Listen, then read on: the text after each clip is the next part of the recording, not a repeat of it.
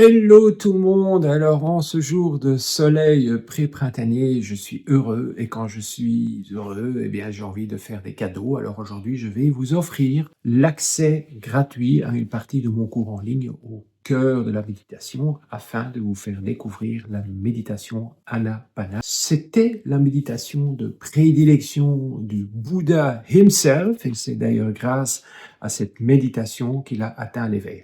Alors, nous allons peut-être l'aborder avec moins de prétention, mais pourquoi pas, allons-y gaiement. Le but ici est de vous faire découvrir l'apaisement mental, le calme mental au fil de l'augmentation de la prise de conscience du souffle. Alors, prise de conscience du souffle, Anapanasati, c'est exactement ce que ça veut dire. Ana veut dire souffle inspiré et Pana veut dire souffle expiré. D'ailleurs, il n'y a pas de séparation. Le souffle fait corps, ne fait que un.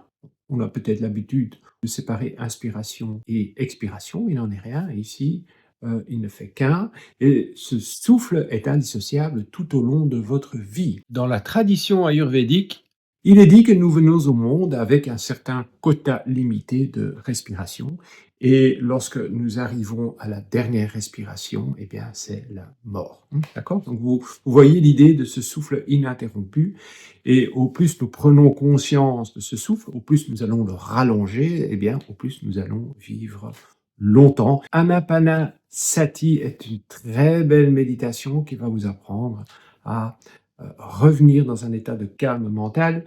Il est question de contexte ici, je vais parler du contexte du verre d'eau. Alors c'est une métaphore que nous utilisons dans le cours. Votre esprit est comparable à un verre d'eau avec de la tourbe. Et lorsque vous secouez ce verre d'eau, vous allez voir qu'en fait l'eau est trouble et vous n'allez pas savoir voir clairement à travers.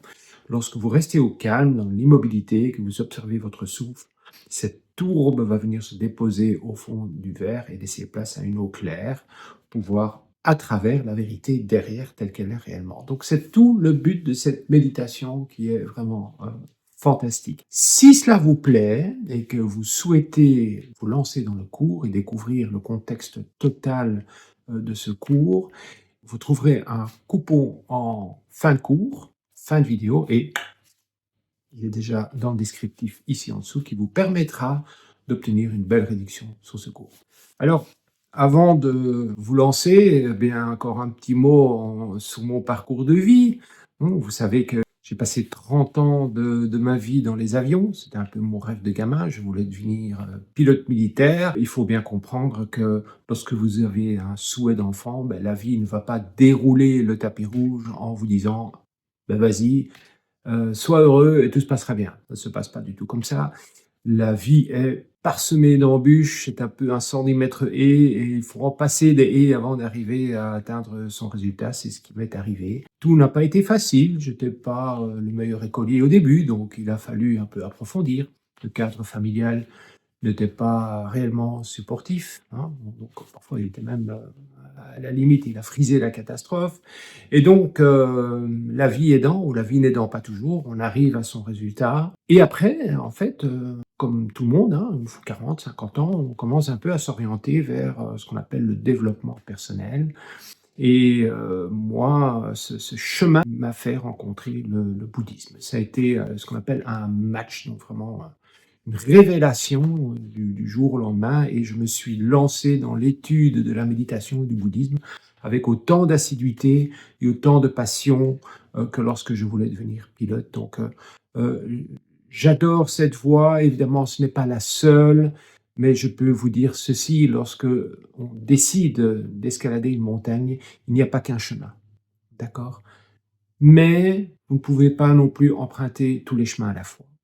Donc, à un moment donné, il faut faire votre choix et vous dire: «Ça, c'est la voie que je désire suivre» et il faut s'y tenir, il faut persévérer. Ce sera peut-être pas la voie la plus facile, ni la plus courte, mais il faut persévérer, continuer et y croire et garder en vue le sommet, n'oubliez pas. C'est pas la pente, qui va vous poser problème, c'est souvent le petit caillou dans le soulier et il y aura souvent des cailloux dans le soulier donc voilà, c'est ma voix, je voulais partager ceci avec vous. Maintenant, je vous invite à découvrir cette belle méditation Anapana et je vous dis à bientôt. Beaucoup de bonheur.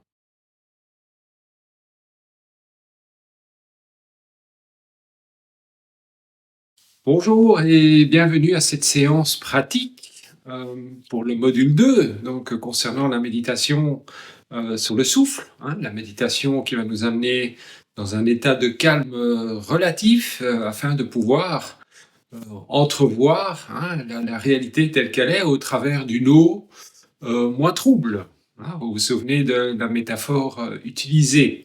Alors, pas trop de théorie, nous en avons eu suffisamment jusqu'ici, donc nous allons passer immédiatement aux instructions pratiques.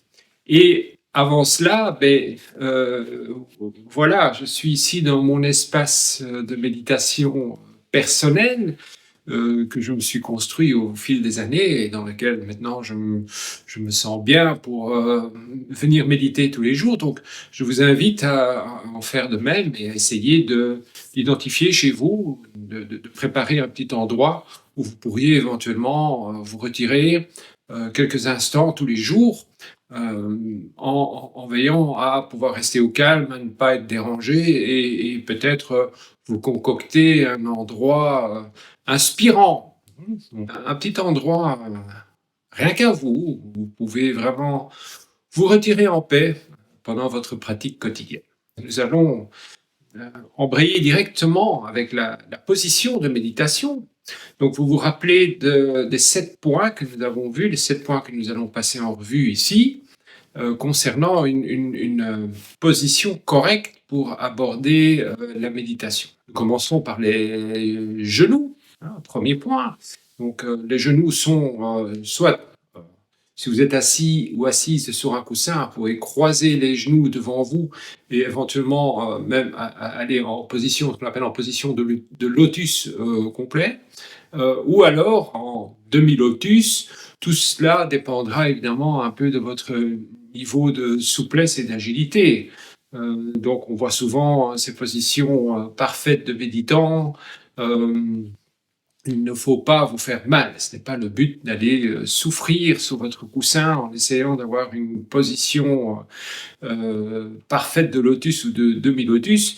Il existe des alternatives. Vous pouvez par exemple avoir une double couche de coussin et vous asseoir dessus à califourchon, ou acheter un banc de méditation. Moi, personnellement, je suis assis ici sur un banc de méditation qui me permet en fait de glisser mes 2 genoux par-dessous le banc et il y a, je veux dire, une petite inclinaison du banc qui me permet en fait d'incurver légèrement ma colonne vertébrale et ceci est très confortable, me permet de rester assis pendant quasiment 60 minutes, ce qui ne serait pas possible évidemment si j'essayais de croiser mes genoux avec ma souplesse réputée légendaire. D'autres alternatives, vous pouvez évidemment méditer assis ou assise sur une chaise, aucun souci. On invite tout simplement à décoller le dos du dossier pour garder une colonne vertébrale la plus droite possible et ne pas aller rechercher trop de confort non plus dans la posture. Vous pouvez éventuellement méditer en position couchée. Ce n'est généralement pas recommandé. En tout cas, moi, personnellement, je ne le recommande pas parce que cela pourrait induire de la somnolence et la somnolence est un obstacle à la méditation. Maintenant, ceci dit, il peut arriver des événements dans la vie qui fassent que nous sommes alités pendant une certaine période, peut-être un accident avec une fracture ou une maladie hein, qui pourrait éventuellement durer plusieurs jours, plusieurs semaines. Si vous avez envie de méditer, il faut pas non plus vous refuser la méditation parce que vous êtes alité. Hein. On se comprend bien. Mais je veux dire, en temps normal, se coucher risque tôt ou tard d'induire de la somnolence et va impacter votre niveau de clarté dans la méditation. D'accord? Point 2, ce sera le dos. D'accord? Alors, la colonne vertébrale, il convient de garder cette colonne vertébrale la plus droite possible. D'accord? Donc, essayez d'imaginer la verticalité parfaite obtenue avec un fil à plomb, par exemple. Essayez simplement d'approcher cette verticalité et dans la foulée, essayer aussi d'aligner le cou. Mmh. Ainsi, la colonne vertébrale, depuis quasiment le coccyx jusqu'au sommet ici du cou, hein, donc à la base du crâne, forme une ligne parfaite. Vous verrez tantôt qu'il y a une petite astuce lorsque nous parlerons du menton. Mais pour l'instant, le dos aussi droit que possible. D'accord? Troisième point, les mains. Alors les mains, vous pouvez ou les croiser l'une sur l'autre ainsi, donc la gauche dans la droite ou la droite dans la gauche, peu importe, hein, là ce sont des débats de spécialistes. Prenez la position qui vous convient et personnellement, il m'arrive même de temps en temps de les croiser pour plus de confort. Par contre, ce qui peut être intéressant, c'est avoir ce contact entre les pouces, car cela va intervenir en fait dans le feedback du corps, hein. Donc lorsque vous allez passer votre corps en revue, attachez un peu d'importance à, le contact entre les pouces. Parce que par exemple, si vous êtes, en train de vous débattre avec des pensées désagréables ou des émotions, hem, à forte intensité, hein, comme de la colère par exemple, vous pourriez vous surprendre en train d'exercer énormément de pression sur les pouces. Inversement, si, vous êtes dans un état, semi-somnolent, vous allez peut-être vous surprendre ou surprendre vos pouces en train de se décoller. Voilà, donc ça peut intervenir en fait dans le retour d'informations de votre corps pendant la méditation, donc c'est intéressant. Et les mains, nous allons pas les garder ainsi, évidemment, nous allons les déposer sous nos cuisses, hein, ou juste en bas de l'abdomen pour rechercher quand même le confort, hein. Le quatrième point, ce sont les épaules. Et il convient que les épaules soient relâchées. D'accord? Les épaules relâchées, et vous obtiendrez cela d'autant plus facilement que vos mains sont installées confortablement sur le haut de vos cuisses. D'accord? Le cinquième, c'est le menton. Le menton est légèrement rentré, sans exagérer, mais cela va contribuer au fait que le cou va être tendu dans l'alignement et dans le prolongement de la colonne vertébrale. D'accord? Donc, rentrez légèrement le menton et veillez à ressentir cette verticalité dans la colonne vertébrale. D'accord? Sixième point, la bouche. La bouche est généralement fermée, avec les lèvres généralement subtilement ou légèrement en contact, et la langue, soit elle va aller s'installer contre le palais, hein, la partie supérieure de la cavité buccale, ou elle va flotter librement dans cette même cavité. Au choix, il est un peu plus reposant d'aller la parquer, on va dire, contre le palais. Le septième point, ce sont les yeux. Alors, on en a parlé suffisamment. Si l'avantage de fermer les yeux, c'est que vous allez augmenter la puissance de vos ondes alpha, qui sont les ondes associées au calme vigilant, l'état que nous recherchons justement dans la méditation. Fermer les yeux, c'est ce qu'on fait aussi avant de s'endormir, donc peut induire de la somnolence. Donc, à vous de voir dans quel état de fraîcheur vous vous trouvez. Si vous craignez justement tomber dans un état de somnolence, gardez-les ouverts, mais à ce moment-là, avec un regard diffus, sans fixer de points spécifiques devant vous. Je ne pourrais que prendre l'exemple, évidemment, de mon Bouddha, hein, que vous voyez ici, et qui a le regard ouvert, diffus devant lui. Donc ce regard va aussi participer d'une augmentation des ondes qui vous seront bénéfiques pour la méditation. Nous parlons donc des ondes alpha.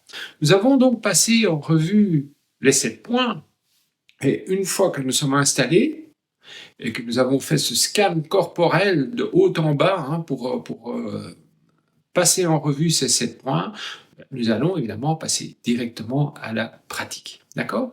Donc, nous allons faire une petite session ensemble. Moi, je vais vous guider tout en la faisant moi-même, et je vais vous donner les clés qui sont intéressante hein, lors de cette pratique de Anapanasati, donc l'attention sur l'inspire et l'expire, d'accord? L'attention sur le souffle qui va progressivement nous amener dans un état de calme euh, attentif, de calme vigilant, d'accord?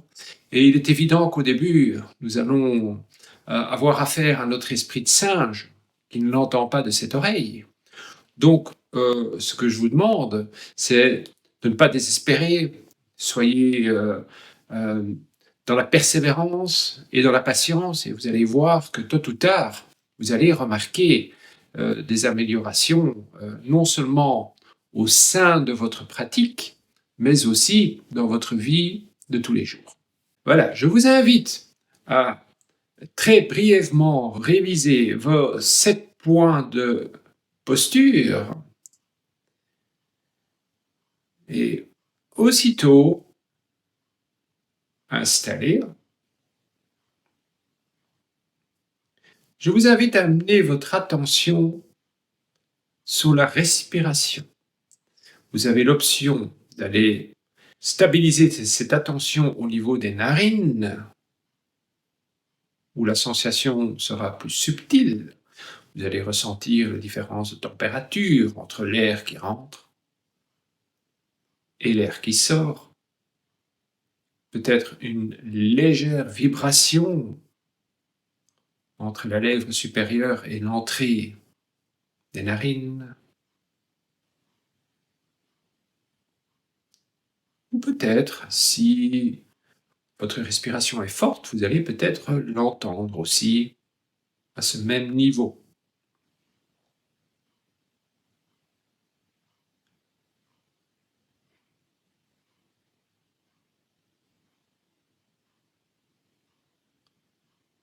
Et la seconde option est d'aller rechercher cette respiration dans l'abdomen, juste sous le nombril. Gardez vos mains en position, mais essayez de ressentir le gonflement de l'abdomen sur l'inspire et le dégonflement de l'abdomen sur l'expire.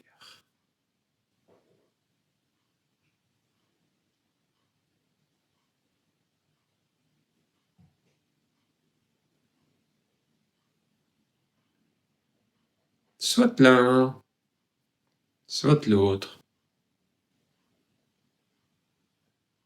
Voyez ce qui vous convient. Vous pouvez essayer les deux méthodes.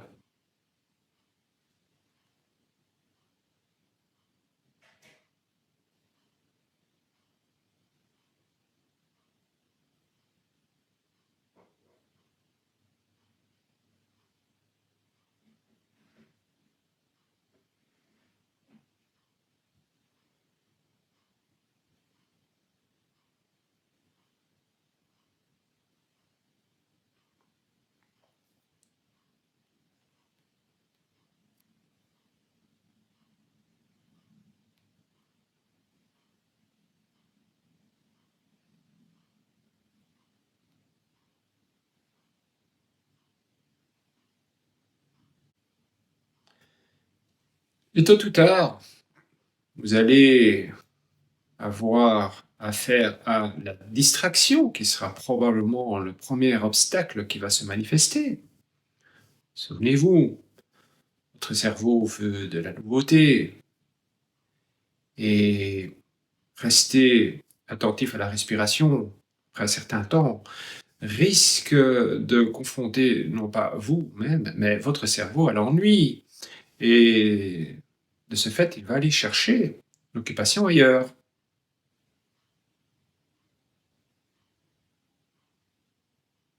Il va vous emmener dans des pensées parasites.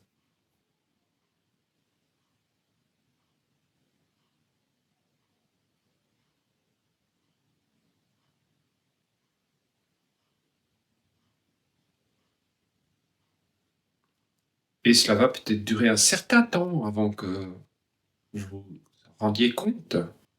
C'est pas grave. À partir du moment où vous notez la distraction, Acceptez-la, souvenez-vous de l'araignée qui reste paisiblement installée dans le centre de sa toile et qui décide de ne pas poursuivre cette distraction. Elle la remarque, elle va la laisser passer et l'attention reviendra en douceur au niveau de la respiration.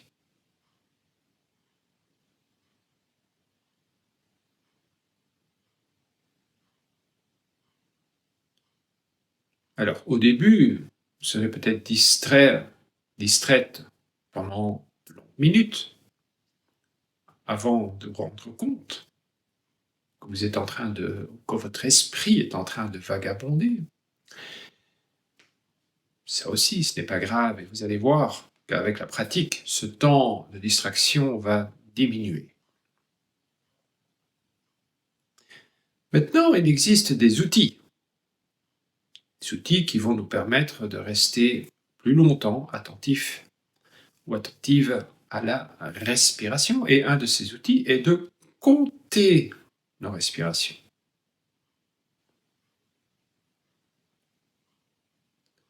Alors, il existe deux méthodes. La première méthode est de compter après un cycle respiratoire. Par exemple, j'inspire, j'expire, et à la fin de l'expiration, il y a généralement un tout petit temps mort, et c'est là que je vais placer mon comptage. Et je dis 1. J'inspire, j'expire, je compte 2.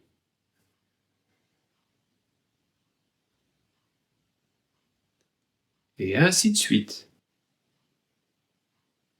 Jusque 10 ou 12.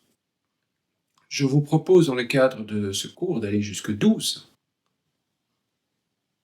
Lorsque vous êtes à 12, vous pouvez soit reprendre à 0, ou vous revenez et vous décomptez de 12 à 0. Les deux options sont tout aussi valables l'une que l'autre.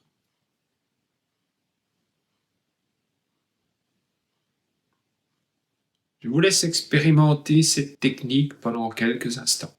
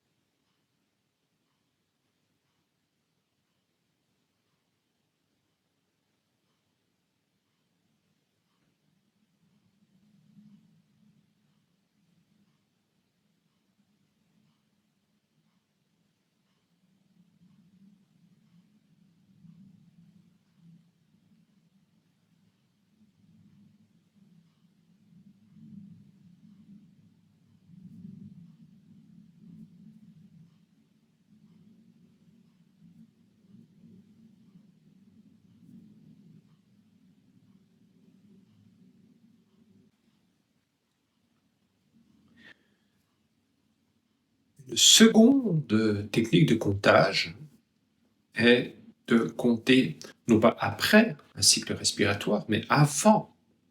Donc avant même de commencer l'inspire, vous comptez déjà 1, 2, 3, 4 et ainsi de suite. L'avantage de cette technique, c'est que cela va renforcer votre attention au moment où vous allez entamer votre cycle respiratoire en réactualisant chaque fois l'intention. C'est une technique que personnellement j'affectionne, parce qu'avant de respirer, chaque fois je viens replacer mon attention intentionnellement au niveau de mes narines ou de mon abdomen. Donc je vous laisse essayer ceci, même si la variation est subtile. Vous allez voir que l'expérience peut être différente. Je vous laisse essayer ceci pendant quelques cycles respiratoires.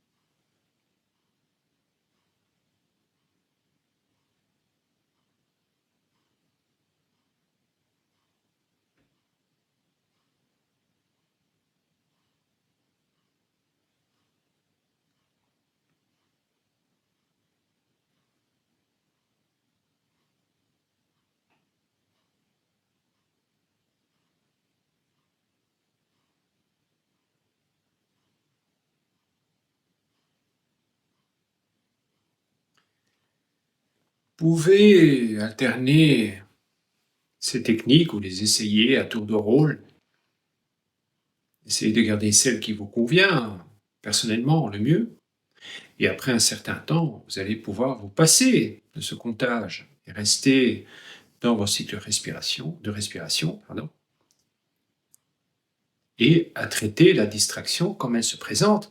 La distraction fait partie du jeu. Alors si votre esprit s'emballe, devient fort agité, vous pourriez par exemple rallonger quelque peu le temps d'expire, sachant que vous allez induire une réponse parasympathique de votre système nerveux, induisant le calme. Et inversement, si vous commencez à somnoler, vous sentez votre esprit ralentir jusqu'aux portes du sommeil, à ce moment-là, vous pourriez, pendant quelques cycles, rallonger le temps d'inspiration, parce que là, vous allez réactiver la branche sympathique de votre système nerveux autonome, ce qui va avoir tendance à vous réveiller et à vous activer. D'accord? Donc vous pouvez jouer avec cette respiration, on l'observe telle qu'elle est, mais on peut intervenir si nous nous surprenons en train de nous agiter ou de nous endormir quelque peu, de nous assoupir.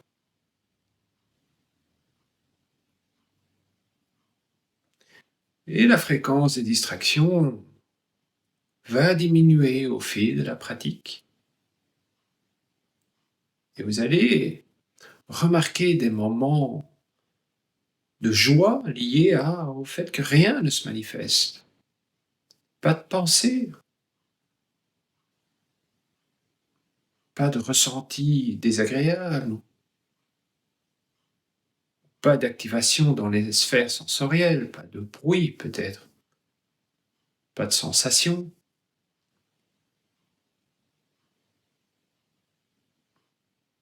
Mais vous allez remarquer ces petits espaces de ravissement de plus en plus souvent,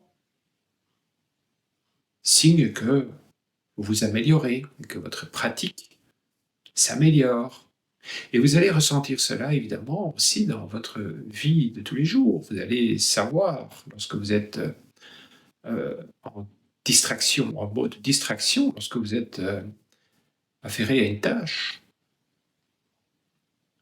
et ce muscle qui va vous permettre de ramener votre attention sur votre tâche ou sur votre respiration pendant votre méditation va se raffermir.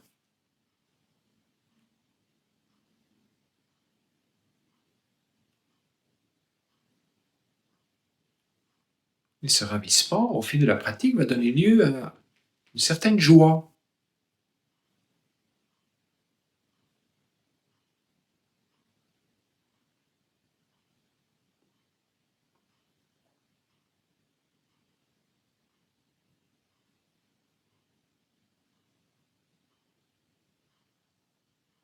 Et c'est la joie de prendre conscience que nous pouvons intervenir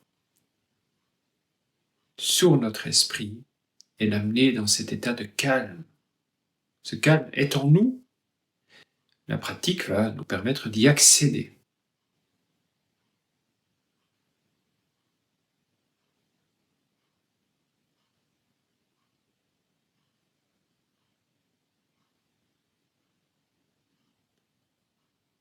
Je vous invite maintenant doucement à reprendre contact sensoriel avec votre environnement.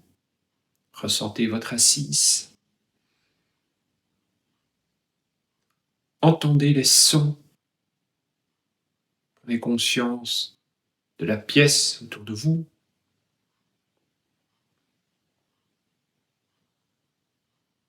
Et essayez d'émerger en douceur, sans rien forcer, de votre séance de méditation, en ouvrant les yeux et en restant assise pendant quelques instants encore.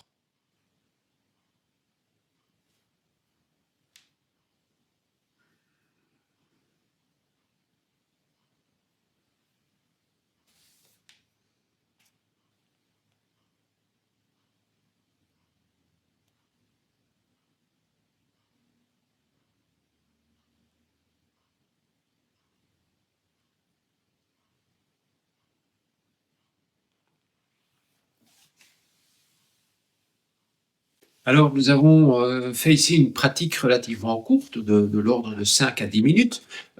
C'est ce que je vous invite à faire au début. N'allez pas immédiatement vous asseoir pour 30-40 minutes, sauf si vous avez déjà l'habitude, bien entendu. Pas vous priver non plus de la joie de faire des sessions plus longues. Mais au début, il est important de faire des sessions courtes, parce qu'il faut noter ce ravissement et cette joie qui va émerger progressivement. Et il ne faut pas que vous terminiez avec un arrière-goût désagréable, parce que tout compte fait, vous avez déjà fait 15 minutes, vous avez mal partout. Bon, nous n'avons pas encore traité ici de comment travailler avec la douleur, nous le ferons lors de la méditation suivante. Mais ici, il est important de faire des courtes sessions au début. Et il faut que la mise en pratique soit la plus simple possible. Il y a moyen de compliquer les choses indéfiniment. Moi, ce que je vous demande, c'est une approche simple. Vous vous asseyez, vous passez en revue de haut en bas les 7 points de votre posture. Une fois que c'est fait, vous posez l'esprit sur votre corps en fermant les yeux ou pas, on a discuté de cela. Amenez votre attention au niveau des narines ou de l'abdomen et suivez votre respiration, hein, soit en dessous le nez, soit sous le nombril, tout simplement, d'accord? Voyez ce que fait votre esprit, observez-le comme si vous regardiez un spectacle. Et vous voyez ce qu'il fait. Ah, c'est bien, il suit la respiration. Oh, le voilà parti en distraction. Et vous allez observer cela avec un certain détachement, sans intervenir dans la scène et sans vouloir le poursuivre, parce que ça ne sert à rien, hein. Si vous le poursuivez, vous allez partir dans les méandres de l'esprit, ce n'est pas le but. Observez simplement ce qu'il fait, mais décidez-vous. C'est vous le patron, c'est vous la patronne, vous revenez avec votre attention au niveau de votre respiration. Si ça devient compliqué, on enclenche le comptage. 2 techniques, soit j'inspire, j'expire et je compte après le cycle, soit je compte avant le cycle, j'inspire, j'expire, ce qui va en fait recalibrer votre attention à chaque fois, hein, et la faire suivre votre intention, ce qui est légèrement plus facile pour diriger l'esprit. D'accord? Les 2 ennemis de la méditation, les 2 premiers que vous allez probablement rencontrer, c'est l'agitation, la distraction. Pensez à ce moment-là à moduler légèrement votre respiration. Je sais qu'on observe une respiration naturelle. Ici, vous allez intervenir et rallonger un peu le temps d'expire pendant quelques cycles pour calmer l'esprit, parce que là, évidemment, vous calmez aussi votre système nerveux qui, dans la foulée, va entraîner votre esprit euh, dans le calme. D'accord? Inversement, commencez à vous assoupir, ça devient dur, on sent que sa tête part à gauche et à droite. Qu'est-ce qu'on fait à ce moment-là? On va intervenir sur l'inspire en rallongeant quelque peu le temps d'inspire, d'accord? Pour activer la branche sympathique, la branche de mobilisation de notre système nerveux autonome, et ce qui va nous maintenir dans un état d'éveil. D'accord? Donc voilà, ce sont déjà des petites astuces euh, fort importante et facile à mettre en œuvre. Donc, il ne faut pas trimballer un gros sac à dos ou une grosse valise plein d'outils. Il faut commencer avec ces outils de base. D'accord? 7 points pour la posture, 2 techniques respiratoires et 2 techniques pour intervenir en cas de distraction et de somnolence. Okay? Commencez avec des sessions courtes, 5 minutes, 10 minutes, et puis progressivement, vous allez rallonger cette pratique. Si vous avez des commentaires, des questions, des choses que vous ne comprenez pas bien, n'hésitez pas à m'envoyer un message et évidemment je prendrai plaisir à vous répondre.